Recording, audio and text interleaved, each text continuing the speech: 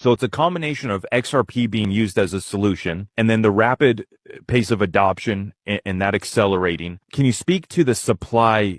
I've used the term supply shock eventually is coming in for XRP. How much is actually floating out there here? I mean, obviously, if XRP goes up to $5 or $10, there might be another, billion XRP that gets sold. How much is out there though for retail to even pick up? It's going to depend on the ratio for the ETFs and if that's part of that when that's going on, right? So right now there's around 1,000 XRP per share of the ETFs that are going to be issued. And so if that's the case, I mean, they're going to have to be buying up gobs and gobs of XRP to back those ETF shares that they're going to be selling. So every share of the ETFs that they're proposing would be backed by 1,000 XRP. That's one of the ratios, right? So there's different people that have announced different ratios. So we'll see a range, won't we? Yeah. Yes. Yeah. Depending on which one you're, buying into, they'll be priced different and they'll have a different amount of XRP that backs it. Same thing with the Bitcoin ETFs.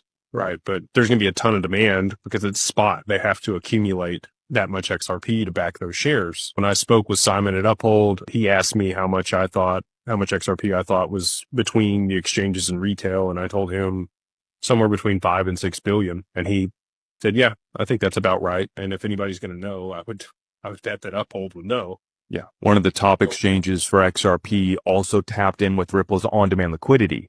So they get to see both sides of this scenario. I think what could be left is somewhere between $500 million and $1 billion on the exchanges available for purchase. And I really don't think retail holds much. I think retail is somewhere between 1.2 and 2 billion XRP is all of retail is what they hold. We, have a good portion of that with Digital Wealth Partners, close to 150 million XRP for our clients that are holding that in institutional custody and working with us to be able to earn returns and borrow against that. So, meeting with 2,500 people over the last 4 years in the space, I think I have a good idea of how much XRP is out there in the retail community. And to your point, a portion of those people are going to liquidate a big piece of their bag on the way up, but it's still only maybe a billion XRP that could flow onto the market, 1/100th of the supply that might be available. So when there is a supply shock, it's going to be significant.